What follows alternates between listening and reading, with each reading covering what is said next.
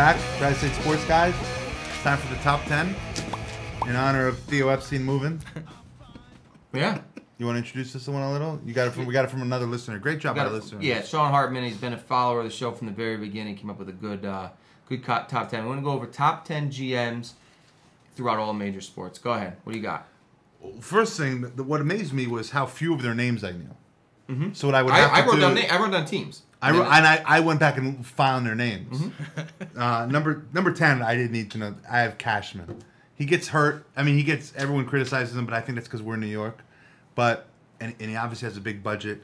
But he has to deal with so much, including the fact that we know his name, that people follow the GM's moves and they criticize everything he does. And he's got to stand up to a lot. But I do give him credit because he does stand to his beliefs as much as he can, given the situation. So yeah, I think he's brutal. I think he's a terrible GM. I mean, you're not the only person who thinks that, I'm sure. And a lot of his mistakes get masked because, no doubt, payroll that Listen, is just... no doubt. But I do think he does a better job than people think in finding a guy like Chavez and Nick Swisher. If we looked at the top 10 worst contracts in baseball, he'd probably got half. Yeah, Yankees probably got half. So how could you give him? How could he be in your top? Because I give him credit for the smaller moves. A lot of those big moves were obvious. A lot of people would have made those moves. The Yankees just happen to have more money. Yep. So if he would have signed for a little less, he would have went to any other team that would, because every team would have offered him. That's the way I look at it.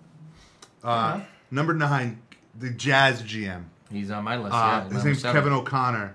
He traded a guy like Deron Williams, who everyone thinks is an awful move, but he's in the playoffs every year. Right. And he's smart. He knows he had a good coach in Jerry Sloan. He's got AK-47. He's got all these guys who just they find a way consistently to fit pieces. You never think any of these guys are good individually, but as a team, they always seem to be in the middle. That's why I have him on my list. I like GMs that are able to do it with different pieces, not just Yep, agree. Number 8, my only hockey one. I was thinking of random. I was like, what teams are always good? The Red Wings are always good. Yeah. Ken Holland is the guy's name. Kenny Holland, sure, I'm familiar with him. Yeah, the way I thought about it was I know nothing about hockey other than I know the Red Wings are always in it, and they have a cap. They have there's lots of restrictions. Yet they always have a very good team, and I know that they always change over their goalie a lot. Yeah. They had Hasek one year when he was at the end of his career. He just finds a way. So I left the hockey off because I've officially made the decision that hockey's not a major sport. It's not. I tried so hard to get somebody on hockey and I couldn't. Yeah. Exactly, because I don't want to pretend like I know what I'm talking about. Hockey's not a major sport. Who's got the best record in the NHL right now? You have any idea? You're a sports fan. No. It's not a major sport. Number 7, Theo Epstein. He would be higher if not for his awful finish. John Lackey. Carl Crawford. Carl Crawford's he overpaid for him, though. He's so early. But John Lackey's the one that sticks out in my mind. Dice K. Dice K in here. I give him a lot of credit because he built a winner in a team that hadn't won. They've had money for a while. I didn't that want to put him trade on. for Beckett and Lowell. He gave up Hanley Ramirez, but he proved he's been able to piece shortstops together there the whole time. Exactly. And people thought that they were fleecing the Red Sox by making them take Mike Lowell, and Mike Lowell wound up being a stud for them. Might be a big piece, and that's why. Yeah, exactly. So I give him a lot of credit. Number 6, Tony's boy. You know who Sam Presti is? He's the GM of the Oklahoma City Thunder. This guy used to be an assistant on the Spurs, assistant GM. He was one who made them draft Tony Parker, apparently. And he is... You look at the team he's built. Obviously, he got Durant. Anyone would have done that with the way he was picked.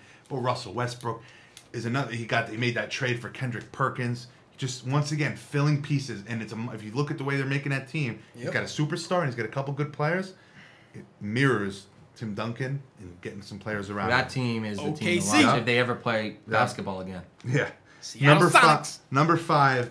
I'm not a big fan of this guy, but I think about what he's done with his team. Jerry Reese of the Giants. Mm-hmm.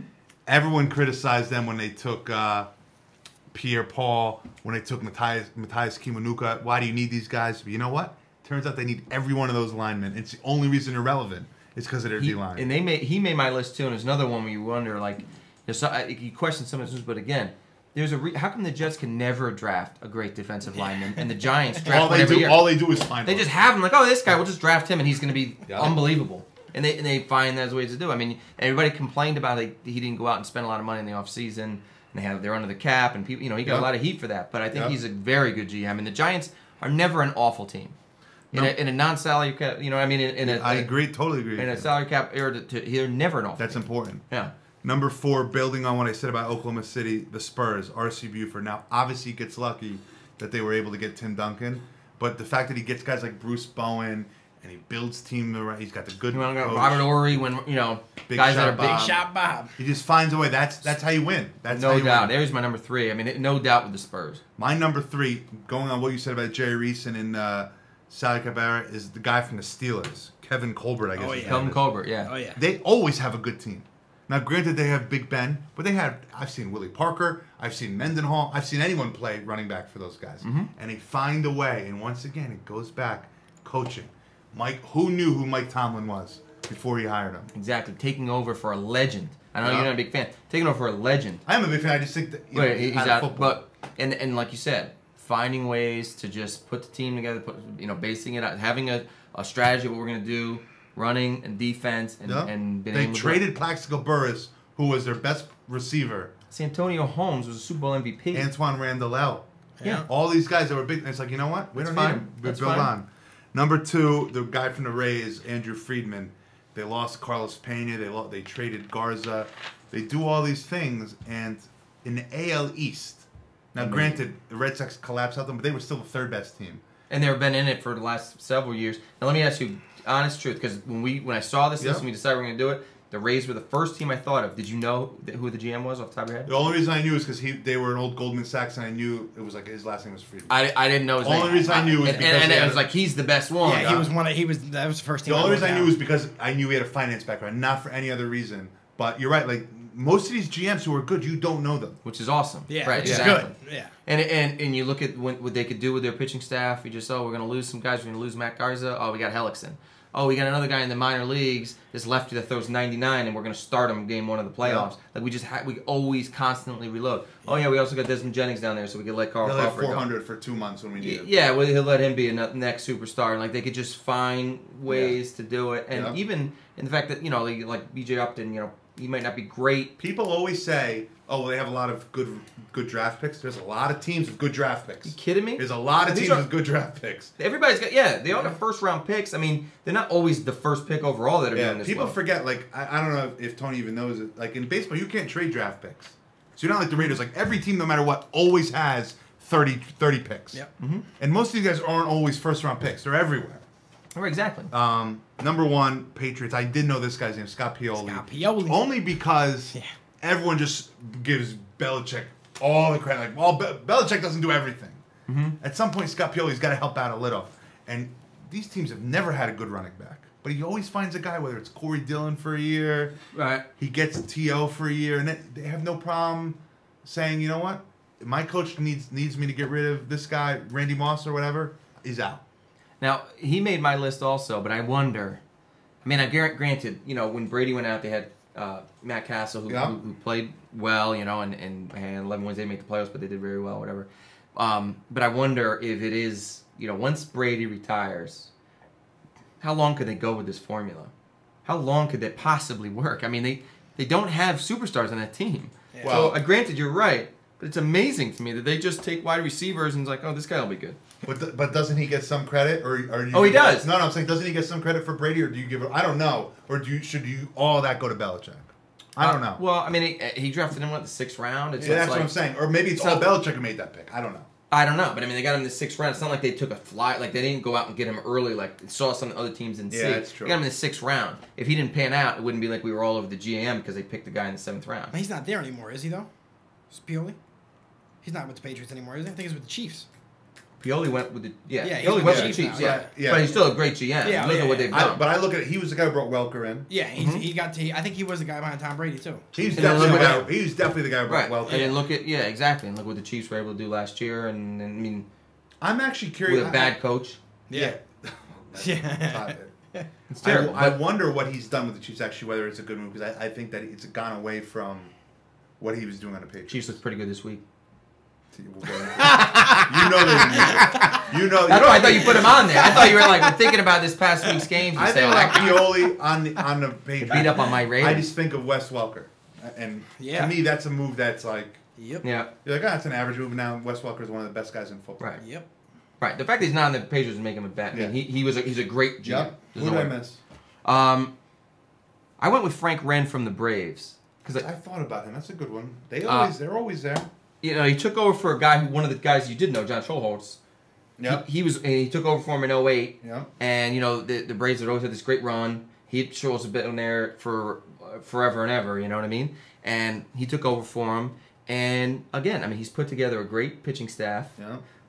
He's got a, you know, young... Very good bullpen. Very good bullpen. I think when you look at Major League GMs, you really got to look at bullpens because those things change every year. And are you overpaying for a guy like Rafael Soriano, or are you going to just find a guy you could stick in? And they got to look at. They have two good, great young guys in the back end of their bullpen.